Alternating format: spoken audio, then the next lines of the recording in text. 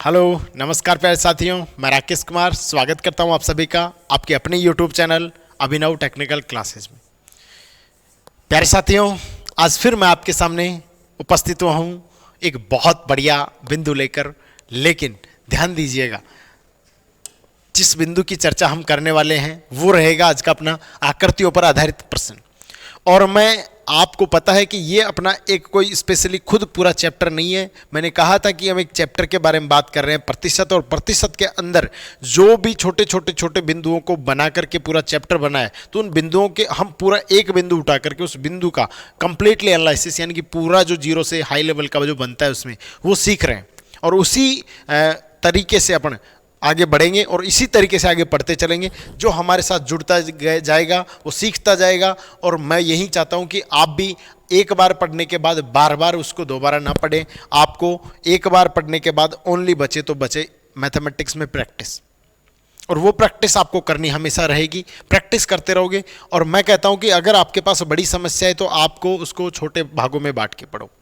यानी कि हम कह सकते हैं कि यदि आपने छोटे छोटे बदलाव दैनिक जीवन में किए तो उनके रिजल्ट बहुत बड़े आते हैं। वही बात हम यहां करने वाले हैं।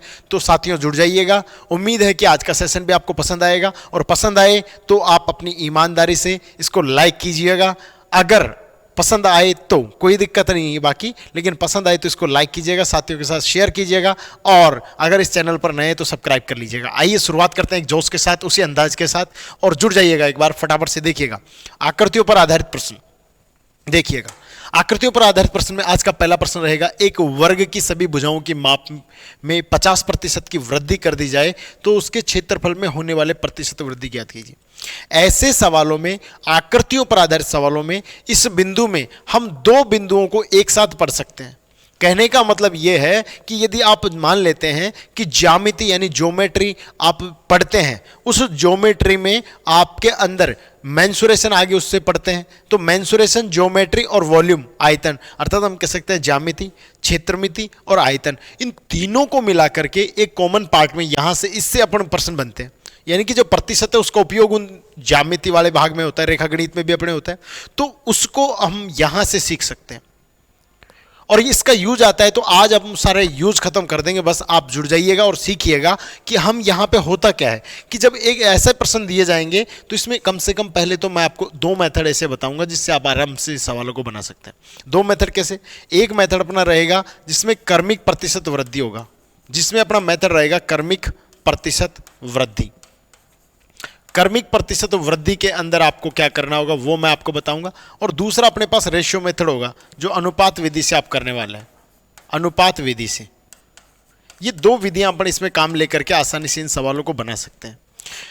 और इसके अलावा एक कॉमन बात ऐसी भी है कि अगर आपको ये चीज़ें तो काम लेनी है, लेकिन थोड़ा सा इसके, जब आप प्रतिशत को पढ़ रहे हैं और आप ज्योमिति की बात की गई है, ज्यामिति की, तो वहाँ पे उसके थोड़े से जो भी फॉर्मूले आपसे पूछे जाए, जैसे कि इसमें होगा क्या कि आपको या तो वो भुजा बोलेगा, या उसके आपको त्रिज्या बोलेगा, और या आपको ऊंचाई, लंबाई, चौड़ाई, ये चीज़ें बोलेगा।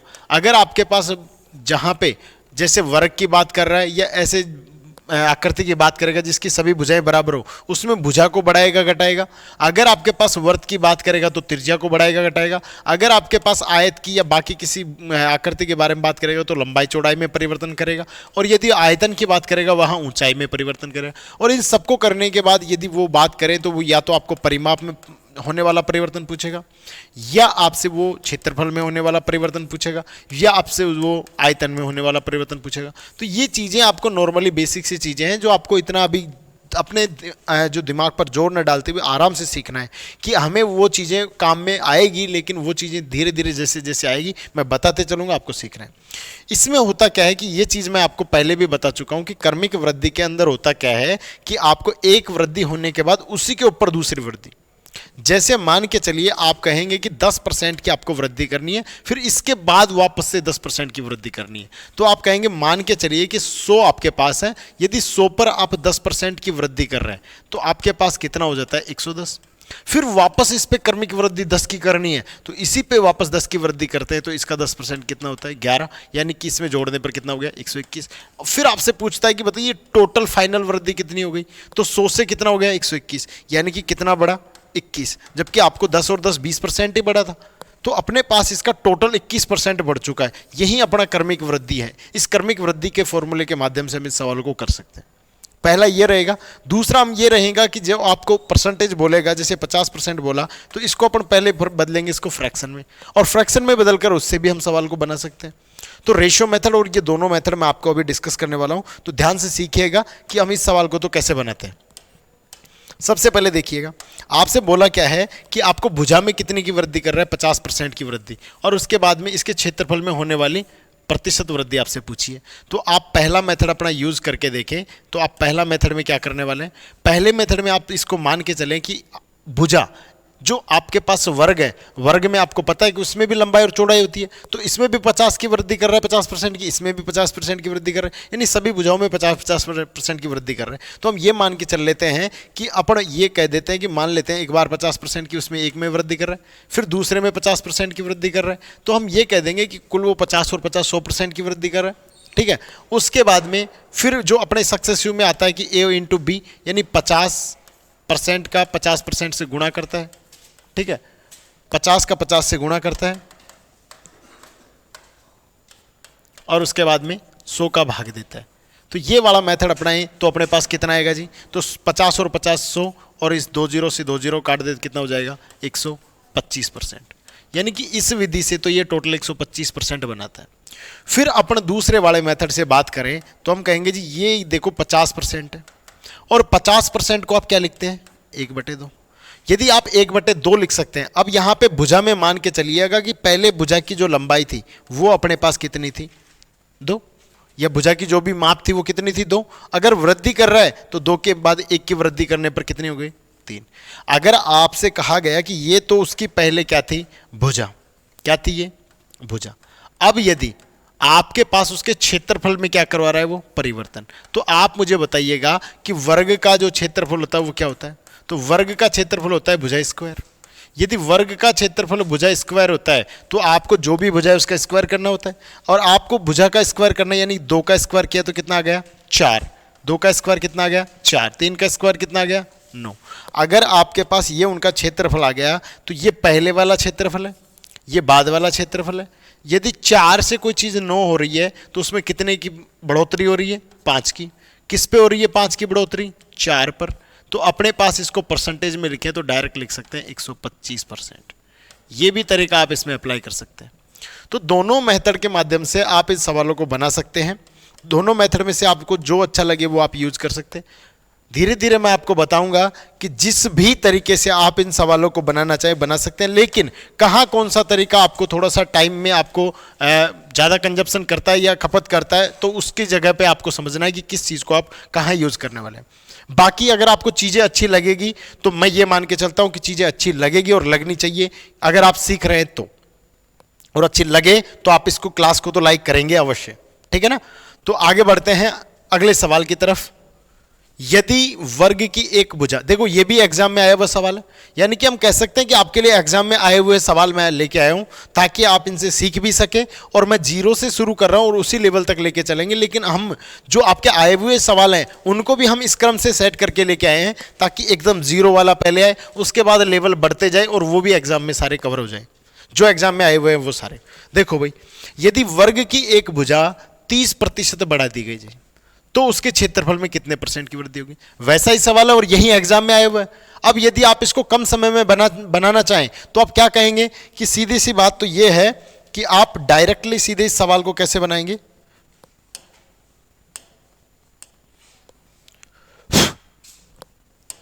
सीधे कैसे बनाएंगे। देखो आप सीधे ऐसे बनाएंगे कि आपको पता है कि यदि आप क्रमिक वृद्धि वाला अभी जो कॉन्सेप्ट था वो सीख चुके हैं तो आपको पता है कि जो भी % दिया उसका 2 गुना कर रहा है इस वर्ग वाले में, तो आपका 2 गुना यानी कि कितना हो गया 60%। उसके बाद में आपको पता था कि a इंटू बी करता है, तो जब वर्ग की बात करेगा ना तो डायरेक्टली आपके पास उसको x²/100 कर दो। अर्थात आपके 30 दिया है तो 30 का स्क्वायर कितना होता है 900, और 900 में यदि 100 का भाग दिया जाए तो 2 0 से 2 0 काटने पर कितना बचेगा 9, यानी कि 60% तो दोनों को ऐड किया और 9% एक्स्ट्रा ये आ गया। 60 और 9 को मिलाए तो कितना हो गया 69%, यानी कि अब जो वृद्धि टोटल होगी वो 69% की होगी। अब इसमें कहाँ किसी को कुछ लिखने की जरूरत पड़ रही है, इसमें नहीं पड़ेगी। क्यों? क्योंकि आपको जो सवाल दिया गया है ना, उस सवाल के अंदर जो परसेंट बोला गया है वो एक पूर्णांक प्रतिशत है, पूर्ण अंक है, और पूर्ण अंक में कहीं भी आपको दिक्कत नहीं आएगी ऐसे वाले मेथड यूज करने में, अगर आपने ये वाला चीज आप आसानी से निकाल पाते हैं तो। ठीक है, तो पहला तो ये कि आप ऐसे सवाल एग्जाम में आए भी हैं और आपके आने वाले भी हैं, तो आप ऐसे सवालों को डायरेक्ट कैसे करेंगे कि सवाल में देखिए कितना लिखा हुआ है 30%, तो डायरेक्टली वर्ग के लिए बोले तो 30 का दुगना 60 और 30 का स्क्वायर कर दो और वहां से ले आओ फिर आप। ये एक्स स्क्वायर वाला ये मेथड याद रखना कि एक्स स्क्वायर बटे 100 और लिखते हैं इसको, तो इस तरीके से आप डायरेक्ट कर सकते हैं। दूसरा तरीका वही है कि आप कहेंगे जी 30% को आप कह देंगे कि जी 30 को अपने पास क्या लिख सकते हैं 3/10, और 3/10 तो आपके पास पता है कि बढ़ा दी जाए, यानी कि 3 बढ़ा रहा है तो जो चीज पहले 10 थी वो अब 3 बढ़ने पर कितनी हो गई 13। अब आपको पता है कि वर्ग का क्षेत्रफल बढ़ रहा है या वर्ग के क्षेत्रफल में परिवर्तन पूछा गया है, तो यदि वर्ग के क्षेत्रफल की बात की जाए तो भुजा स्क्वायर होता है, यानी जो पहले भुजा 10 थी, जो पहले भुजा 13 थी, उनका अगर स्क्वायर करके देखें, उनका जो क्षेत्रफल निकालें तो इसका कितना आता है 100 और इसका कितना आता है 169। अगर आप देखें कि 100 और 69 में कितने, 169 में कितने का अंतर है 69 का, कितने का अंतर है 69 का, और किस पर है 100 पर, तो आप इसको परसेंटेज में बदलो, वापस से आप क्या कहेंगे जी 69% है। अब देखो ये भी तरीका बहुत आसान है, ये भी तरीका बहुत आसान है, इसमें भी आपको कहीं भी वक्त नहीं लगेगा, लेकिन जहां जिस सवाल में जिस मेथड की जल्दी रिक्वायरमेंट होगी, जल्दी वो जो सवाल बना सकता है वहां उसका यूज करो तो आप अच्छे अंक ले सकते हो। आप उस समय में, जो समय आपका निर्धारित है उस समय में आप उतने ही सवाल बना सकते हैं जितने आप टारगेट करके जाते हैं, लेकिन आप वहां पे एक क्विकली आपको माइंड में सेट करना होगा कि इस सवाल के लिए कौन सा कॉन्सेप्ट यूज किया जाए। आगे चलते हैं। यदि किसी वर्त, अब वर्त की बात आ गई तो आपको दो फॉर्मूले अपने दिमाग में याद आ जाने चाहिए। परिधि की बात करेगा तो 2πr, और अगर क्षेत्रफल की बात करेगा तो πr²। लेकिन इसमें एक चीज आपको और ध्यान रखनी है कि मान के चलिए, मान लेते हैं कि अपने पास इसमें ये πr² पहले वाला क्षेत्रफल है, अगर मान के चल लेते हैं कि पहले वाला स्क्वायर πr² है, अगर मेरे पास कोई r1 त्रिज्या है और बाद में वो r2 हो गई, यानी बदल गई, अगर त्रिज्या बदलेगी तो इसके क्षेत्रफल में क्या हो जाएगा, तो ये πr1² हो जाएगा और ये πr2² हो जाएगा। लेकिन आप मुझे बताओ कि जब ये चीजें r बदले, यानी त्रिज्या बदली आपके, तो उसके क्षेत्रफल में फॉर्मूले में बदला हुआ, लेकिन ये पाई था वो पहले भी कॉमन था और बाद में भी कॉमन था। तो जब भी आपको इस तरीके से कहा जाए कि वर्त की त्रिज्या में बदलाव करके और उसके क्षेत्रफल की बात की जाए तो आपको पाई को अपने आप ही हटा देना है और आप काम करेंगे इस पे, आप करेंगे ओनली त्रिज्या के स्क्वायर पर, r1 के स्क्वायर पर, r2 के स्क्वायर पर। अब आओ सवाल पे कि यदि किसी वर्त की त्रिज्या में 35% की कमी होती है तो इसके क्षेत्रफल में कितने % की कमी होगी। ठीक है, यही पूछा है। तो अब यहां पे पहला तो अपना बात कर लेते हैं रेशियो मेथड। रेशियो मेथड में अपना क्या है, देखो जो अपने पास लिखा हुआ था 35%, यदि 35% को आप लिखते हैं कितना 7/20, ये तो आप लिख सकते हैं। अब 7/20 लिखने के बाद कमी कर रहा है, यानी कि 20 में कितने की कमी 7 की, तो जो चीज़ मान लीजिएगा कि त्रिज्या की बात कर रहा है तो त्रिज्या पहले तो कितनी थी, जो त्रिज्या पहले 20 थी वो कितनी हो गई, 7 कम होने के बाद 13 हो गई। अब आपको पता है कि आपको यहाँ पे उसके क्षेत्रफल में, वर्त के क्षेत्रफल में बोला है, लेकिन मैंने अभी आपको सिखाया कि आप किस तरीके से पाई को एकदम नेग्लेक्ट कर सकते हैं। तो पाई को आप इग्नोर कर सकते हैं, तो आप इस वर्त के क्षेत्रफल के अंदर बात करें तो आप ओनली इसमें काम क्या लेंगे, r1 का स्क्वायर और r2 का स्क्वायर, यानी ये जो पहले वाली r1 वाली त्रिज्या थी ये बाद में बदलाव होने के बाद वाली त्रिज्या थी, तो अपने इसमें रखने पर 20 का स्क्वायर करें तो कितना आता है 400, और यदि 13 का करें तो कितना आता है 169। अगर दोनों के बीच का अंतर देखें तो कितने का आ रहा है जी, तो अपन कहेंगे जी ये 231 का अंतर आ गया। ठीक है ना, 231 का, 231 का अंतर किस पे आया 400 पर। यदि 231 का अंतर 400 पर आ रहा है तो इसी को परसेंटेज में आपको बताना है कि कितना परिवर्तन हुआ, और कितना परिवर्तन आप 100 से गुणा करेंगे तो 2 0 से 2 0 कट गया, 4 का जब आपने इसमें भाग दिया तो आप कहेंगे 4 पंजे 20, उसके बाद में कितना बच गया 3, यहाँ से लिया तो 7 चौके 28, बचा कितना 3, और भाग किसका दे रहे थे 4 का, 57 सही 3/4%। एक तरीका ये, और आपका सवाल का यहाँ आंसर होगा ये। उसके बाद ये तरीका आपको अच्छे से समझ में आ गया होगा। इसका एक और तरीका जो मैंने आपको बताया कि आपको इसमें भी तो आर स्क्वायर कर रहा है, वैसे वर्ग में काम किया वैसा ही काम इसमें कर रहा है, तो हम क्या कर सकते हैं डायरेक्टली, आप देखो कि 35 और 35 कितना 70। तो देखो जब लगातार कमी की बात की जाएगी ना, तो मैंने आपको एक फॉर्मूला सिखाया था कि जब लगातार कमी की बात की जाए तो इस फॉर्मूले को इस तरीके से भी लिखा जाता है। और अगर आपने ये चीज याद रख कर रखी है तो आप कहेंगे कि देखो 35 भी माइनस में, फिर 35 माइनस में, यानी कि जो दो लगातार माइनस वाली चीजें हैं अगर वो माइनस माइनस में, और अगर आपको उनको रखा है जाए इस तरीके से कि देखो जी यहाँ पे रखें -35 और फिर -35, यानी कि अब ये 35 का इसमें जोड़ कर रहा है और ये चिन्ह किस में आएगा माइनस में, तो अपन कहेंगे जी माइनस के कितने आ गए 70%। दोनों को जोड़ने या दुगना करने पर माइनस के 70% आ गए। और जब इसका इस वाले पोर्शन में रखेंगे तो 35 का आपको स्क्वायर करना पड़ेगा, और 35 का अगर आपको स्क्वायर, देखो कैलकुलेशन यदि आपकी ठीक है तो आप मेथड कोई सा भी लो बहुत जल्दी कर सकते हैं। 35 का स्क्वायर करें तो आपको पता है कि इसको एकाधिक वाले नियम से कर सकते हैं कि 5 का कितना होता है 25 और 3 का एक अधिक यानी 3 चौके 12, 12 से गुणा करने पर इसका कितना होगा 1225, और 1225 में 100 का भाग दिया तो अपने पास 2 अंक छोड़कर दशमलव, यानी कितना हो जाएगा 12.25%। अब देखो यहां ये माइनस में है ये प्लस में है, इसको घटा दो, अगर घटाए तो 70 में से 12 नहीं 13 घटाओ तो कितना बचेगा, अपने पास 70 में से यहां पे घटेंगे तो अपने पास बचेगा 57।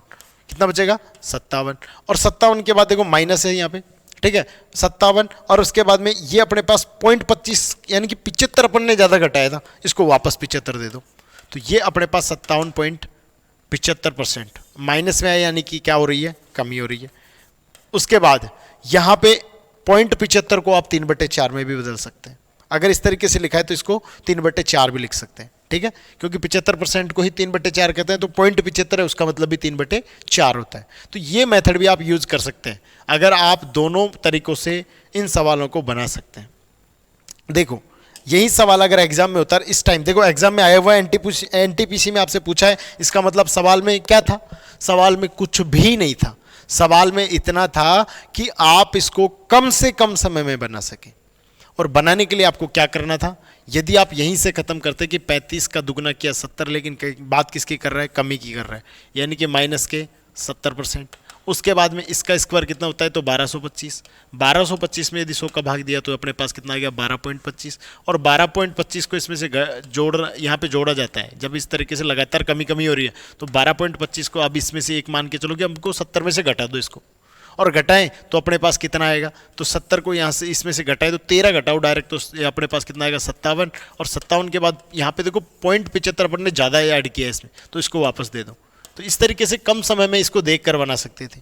दूसरा तरीका वो भी है जो अपन ने अभी किया है, तो आप इसको किसी भी तरीके से सवालों को करो, लेकिन अब आप ध्यान रखो कि इस परसेंटेज को पढ़ी रहे हो तो कुछ चीज़ें प्रैक्टिस भी कर लिया करो। जैसे मान के चल लेते हैं कि अपने पास 10% को अगर आप कर्मिक वृद्धि वाली चीज़ से सीखते हैं, तो कर्मिक में आपको पता है 10 और 10 तो 20 होने वाला है वृद्धि की बात करें तो, लेकिन जब 10 का स्क्वायर यानी 10 गुणा 10 करेंगे तो अपने पास 100, यानी कितने आने वाला है 1।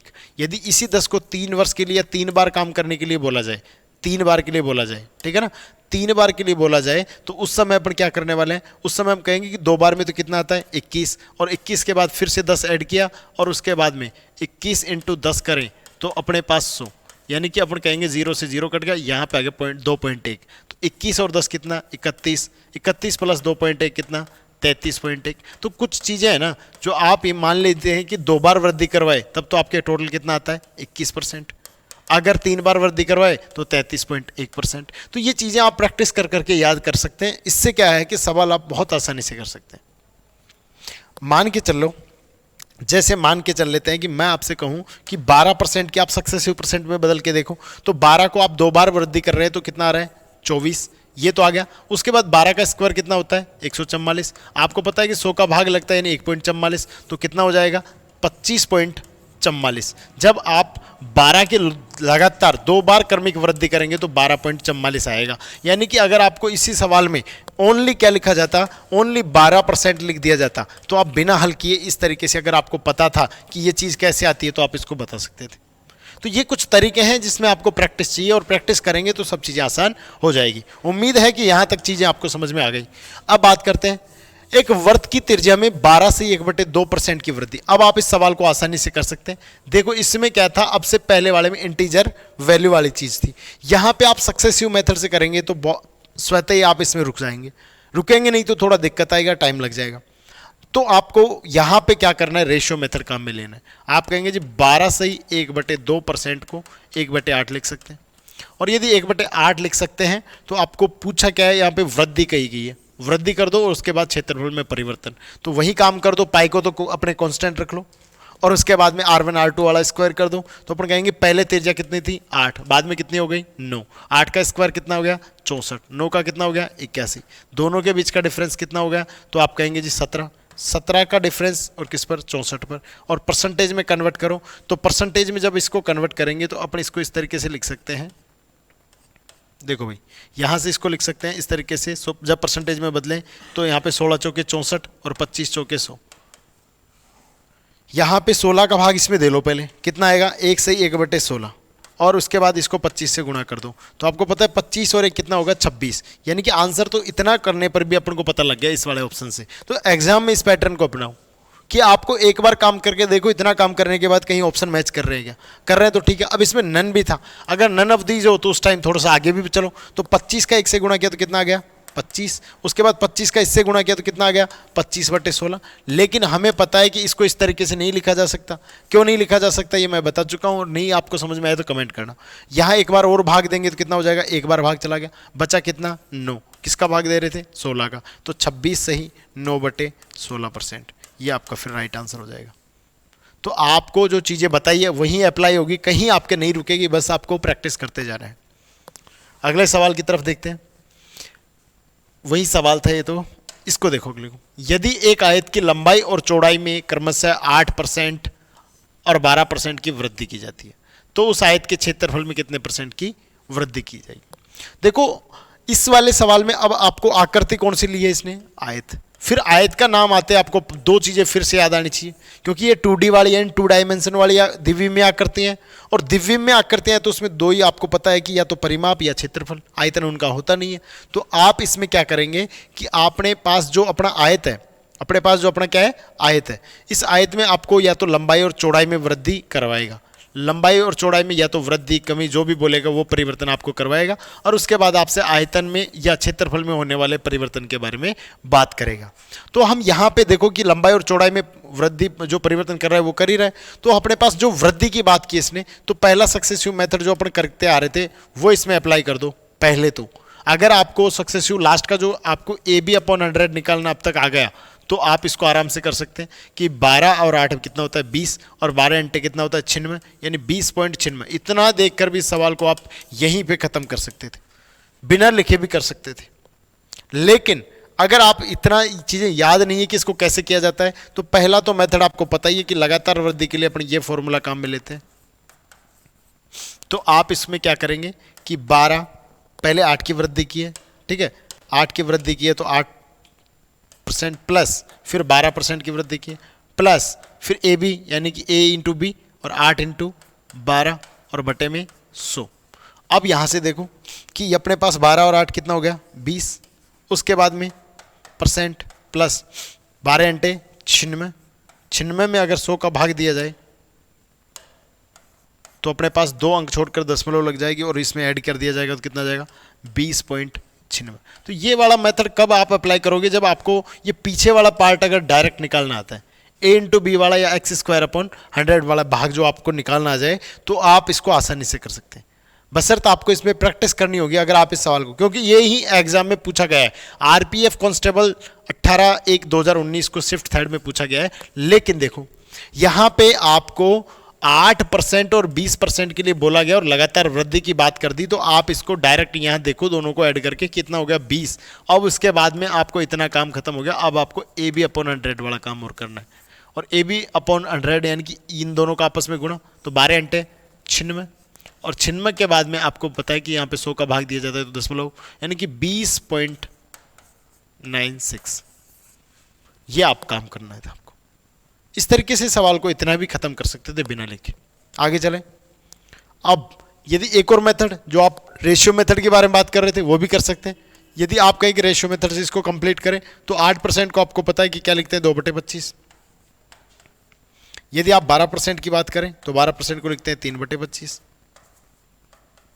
उसके बाद में आपको पता है कि क्या कर रहा है पहले लंबाई में, तो आप इसको मान के चल लेते हैं लंबाई। अगर लंबाई पहले मान लेते हैं 25 थी, तो 2 की वृद्धि होने के बाद कितनी हो गई 27। उसके बाद में चौड़ाई में 12% की वृद्धि, यानी कि जो चौड़ाई थी वो पहले कितनी थी, पहले 25 थी, और वो 25 से 3 बढ़ने पर कितनी हो गई 28। इतना काम हो गया। उसके बाद देखो अपने पास क्या कहता है कि ये किस में परिवर्तन करवा रहा है, क्षेत्रफल में कितना प्रतिशत परिवर्तन हुआ। तो क्षेत्रफल के लिए आपको पता है कि दोनों का गुणा करने पर आपके पास क्षेत्रफल आता है, तो यहाँ आपका क्या आ जाएगा क्षेत्रफल। और 25 का 25 से गुणा किया तो कितना आता है 625, ये तो सबको पता है क्योंकि स्क्वायर ही है इसका। उसके बाद इसको कैसे गुणा किया है, इसको फटाफट गुणा कैसे करें, तो यदि आपको 27 का स्क्वायर पता है तो एक बार 27 और ऐड कर दो उसमें, 729 आपके पास इसका मान लेते हैं कि क्या हो गया स्क्वायर हो गया, 729 इसका स्क्वायर हो गया। अब आपको वापस से एक बार इसको 27 और ऐड करना पड़े तो आप क्या कहेंगे जी 756 हो जाएगा। सीधे तरीके से आपको अगर इसमें गुणा करें उससे बढ़िया है कि आप एक बार दिमाग लगाओ कि इसमें और क्या बेहतर कर सकते हैं, क्योंकि आप एक वितरण का नियम जो डिस्ट्रीब्यूशन लॉ है वो आप अगर जानते हैं तो आपको बताऊं कि अगर 28 इंटू अगर 27 आपसे बोला गया तो आप इसको 28 को 27 में बदल सकते हैं, 27 इंटू 27 प्लस 1 में तोड़ सकते हैं, तो 27 से 1 28 और इंटू 27। जब 27 का 27 से गुणा करें तो कितना आता है 729, और प्लस 27 का 1 से गुणा करें तो कितना आता है 27, और दोनों को ऐड करें तो वही आता है अपना 756। तो थोड़ा सा दिमाग लगा के अगर चीज़ों को बदलना चाहें तो आसान हो सकती है, नहीं तो यही चीज़ आपकी कैलकुलेशन आपका पूरा समय बर्बाद कर सकती है जब आप एग्जाम में इसको हल कर रहे होंगे तब। तो आप इस तरीके से इसको कंप्लीट करके, और यहाँ कितना आ जाएगा 756। अब दोनों का डिफरेंस देखो, दोनों का डिफरेंस इस तरीके से बदलने के बजाय आप देखो कि पहले आप इसको वहां तक चलो जहां 0 मिल जाए, यानी कि 600 से 700 में जाने के लिए आपको 75 की आवश्यकता है, फिर उसके बाद 56 ऊपर है उसके अंदर, तो 75 और 56 में ऐड करें तो वो अपने पास कितना हो जाएगा, तो अपन कहेंगे जी 131 जो अपने पास हो जाएगा, कितना हो जाएगा 131। दोनों का फासला 131 का, तो 131 तो दोनों का फासला, यानी कि जो भी आपके पास वृद्धि हो रही है कितने की हो रही है 131 की, किस पर 625 पर। बस परसेंटेज में बदलने का आपका काम है जो आपको बदलना है, और बदलने के लिए आपको पता है 100 से गुणा करते हैं, आपको पता है या तो आप इसको इससे गुणा करके इससे भाग दो तो आप करेंगे 25 से इसको 16, 25 चौके 100, और 25 का 625 में भाग दिया तो वापस 25।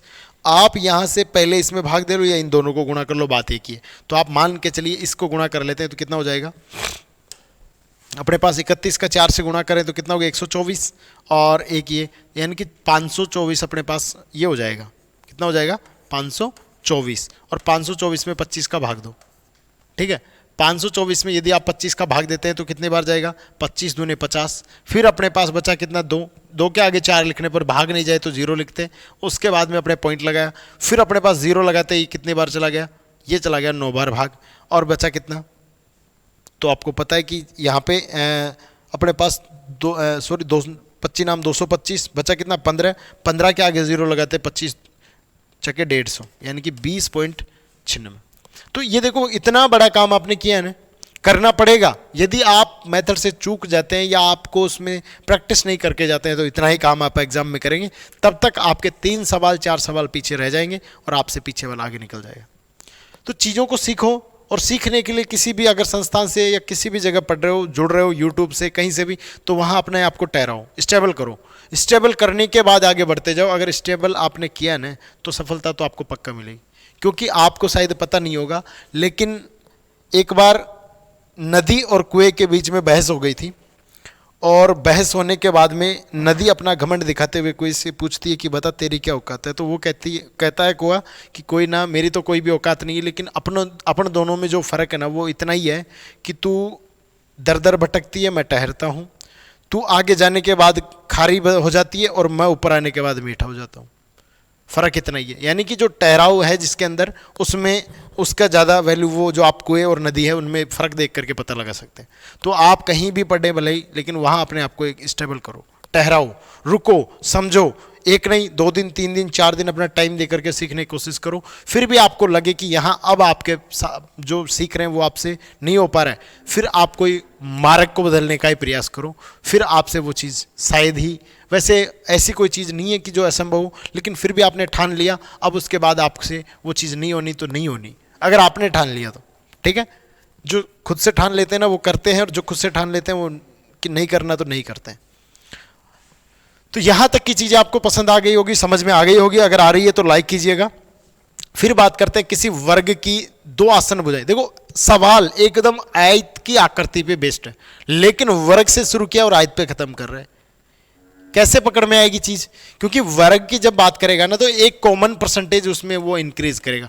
क्यों करेगा? क्योंकि आप जब वर्ग की आकृति के बारे में बात करते हैं, मान के चलिए था ये वर्ग की आकृति है, तो आपको पता है कि यदि इसमें आप 1% भी वृद्धि कर रहे हो तो इधर भी आपको 1% वृद्धि करनी होगी, तब जाके ये आप इसको वर्ग मान के चलोगे।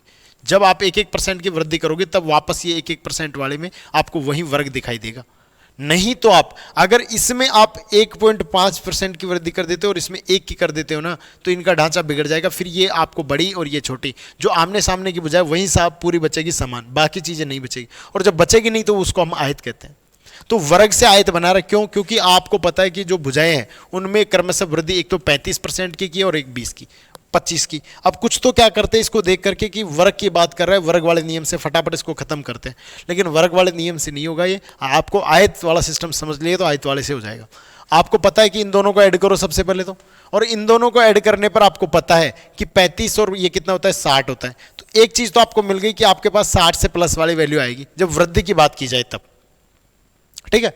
उसके बाद में अब आपको पता है ए बी यानी दोनों का गुणा करना है, और दोनों का गुणा करना है तो आप इसको अभी मैंने बताया वैसे तोड़ करके गुणा कर सकते हैं, सीधे भी कर सकते हैं। 25 का तो सब लगभग पहाड़े जानते हैं, तो 25 5 125 होता है। यानी कि आप कह सकते हैं कि आपके पास बचा कितना, 5। फिर 25 का 3 बार गुणा किया तो 25 थी 75 और 12 25 थी 75, सॉरी 87 हो जाएगा अपने पास। कितना हो जाएगा? 87। तो अपने पास ये हो गया 875। अब जब 875 में 100 का भाग दिया जाएगा तो अपने पास 2 अंक छोड़कर दशमलव यानी 8.75 अपने पास हो जाएगा। तो 8.75 अपने पास ये हो गया। इसको मिलाने पर अपने पास कितना आ गया? 68.75। तो यही तरीका आपके लिए उपयुक्त रहेगा यदि आप इससे सवाल बनाते हैं तो। उसके बाद दूसरा तरीका आप रेशियो मेथड से करेंगे, तो आप इसको ट्राई करना और रेशियो मेथड से खत्म करने की कोशिश करना। ठीक है। आगे देखते हैं अगले सवाल को। अगला सवाल है घन पर। मैं देखो सारी आकृतियों को कोशिश करूंगा कि इसमें समावेश करने की, कि आपको वर्ग भी आए, आपको आयत भी समझ में आए, आपको वृत्त पे बनने वाले सवाल भी समझ में, आपको घन भी आए, घनाभ भी आए। तो वो सारी आकृतियों के जो जो बनने वाले सवाल हैं उनको मैं आपके सामने पेश करूँ तो आपके आकृतियों वाला डाउट एक बार तो खत्म हो जाएगा। ठीक है। अब हम बात करते हैं एक घन की भुजा में 10% की वृद्धि। देखो घन की बात की जाएगी ना तो घन में ज्यादातर ये आपको क्षेत्रफल पे कम काम करेगा, आयतन पर ज्यादा बात करेगा। तो घन की भुजा में 10% की वृद्धि की जाती है तो घन के आयतन में क्या परिवर्तन होगा? तो घन के आयतन में परिवर्तन इतना ही होगा कि यदि आप मान के चलिए हैं कि घन का आयतन क्या है, सबसे पहले तो दिमाग में ये ले आओ। तो घन का आयतन होता है भुजा क्यूब। मैंने आपको भुजा क्यूब को मतलब हम कहेंगे कि ये देखो अपनी भुजा को 3 बार गुणा। अब भुजा क्यूब यदि आयतन हो गया, मान के चल लो, मान के क्या है तो आयतन क्या होता है? भुजा क्यूब। अब ये बात तो आपको पता है। देखो अभी मैंने बताया था कि एक आपको क्रमिक प्रतिशत वृद्धि के अंदर अगर आपको मान लेते हैं कि 10% की अगर आपके पास 2 बार वृद्धि की जाए तो टोटल वृद्धि कितने की होती है? 21% की। अभी सिखाया है अगर आपको 10% की वृद्धि 3 बार करने को बोला जाए तो वहां कितने होगी? तो वहां भी सिखाया कि 33.1 होगी। कैसे हुआ? तो ये वही मेथड था, लेकिन अगर आपने प्रैक्टिस की तो इसको फटाफट कर लेंगे, नहीं तो वो आप क्या करने वाले हैं, जैसे 10% को पहले किया तो 10% प्लस 10% प्लस 10 गुणा 10/100, इससे करेंगे तो कितना आ गया? 21। फिर वापस अगली बार करेंगे तो आप कहेंगे जी 21% की तो कुल वृद्धि हो गई, फिर वापस से 10% की वृद्धि इसी पे करने वाले हैं, और उसके बाद में प्लस 21 × 10/100। तो आप इस वाले मेथड से करेंगे तो अपने पास ये भी कितना आ जाएगा? 33.1%। इतनी टोटल जाके फाइनल वृद्धि आपके पास ये होगी इसके आयतन में। लेकिन अगर आपको पहले इसने प्रैक्टिस आपसे कर ली और 2-3 तक आप लगभग 2 या 3 वृद्धि तक आप सभी चीजों को एक बार प्रैक्टिस कर जाते हैं तो एग्जाम में आपको डायरेक्ट जाकर के इसका आंसर टिक कर सकते थे कि 10 बार में यानी 3 बार तो 10-10 की वृद्धि आपको लेके चलनी है, और उसके बाद में आपको पता है कि पहले 1 की होती है वृद्धि, फिर उसके बाद में इसमें वापस से 10 की वृद्धि होती है। तो आपको पता है ये जो अपने पास अब 2.1 में कैसे बदले, यानी कि टोटल 21% की वृद्धि और इसको 10 से गुणा करें तो ये चीज़ आपको फटाफट याद है तो ही कर सकते हैं। तो ये तो है तरीका ये कि इस तरीके से आप डायरेक्ट आंसर क्या देंगे इसका ये। लेकिन अब देखो भाई, अगर आपको ये तरीका अप्लाई न करके आप इसमें रेशियो मेथड करें तो वो भी आप आसान से कर सकते हैं। रेशियो मेथड में आप क्या करने वाले हैं, देखो अगर रेशियो मेथड की बात की जाए तो रेशियो मेथड के अंदर हम क्या कर सकते हैं कि आपको 10% के लिए बोला है और 10% में भुजा बोला है, तो भुजा के बारे में बात कर लेते हैं कि पहले जो भुजा थी ना वो 10% का मतलब हम क्या लिखते हैं 1/10। क्या लिखते हैं 1/10। यदि 10% को आप 1/10 लिखते हैं, 1 की वृद्धि के बाद 10 से क्या हो गया 11, वृद्धि की बात की। अब देखो आयतन की बात करेगा ना तो 3 बार गुणा करने के लिए बोलेगा ये आपसे। आयतन के लिए क्या करेगा कि पहले बार वृद्धि, फिर दूसरी बार वृद्धि और फिर तीसरी बार वृद्धि, ये करने को बोलेगा। लेकिन आपको पता है कि इसका फॉर्मूला आपको पता है, फॉर्मूला क्या है कि आपको भुजा क्यूब, क्या है भुजा क्यूब, यानी कि आपको सीधे सीधे कह रहा है कि 10 का क्यूब और 11 का क्यूब। 10 का तो आपको आता है कि सभी पता है कि 3 जीरो कर दो इसके साथ, लेकिन 11 का निकालने के तरीके जब ऐसी चीज़ें आपके आए तो थोड़ा सा आपको सीख लेना है किस तरीके से आपको पूछा जाए तो इसको डायरेक्ट लिख दो, इसका डबल करो 2, इसका डबल करो 2, 1 3 3 1, यानी कितना हो गया 1331। 11 का क्यूब कितना लिखेंगे 1331। वृद्धि कितने की हुई 331 की, किस पर हुई 1000 पर, और परसेंटेज में बदलना था, 2 जीरो से 2 जीरो कटा, 1 अंक छोड़कर दशमलव लगाई तो 33.1%। तो मित्रों आज की क्लास हम यहीं तक लेंगे, उसके बाद मिलते हैं अगली क्लास में, तब तक के लिए धन्यवाद।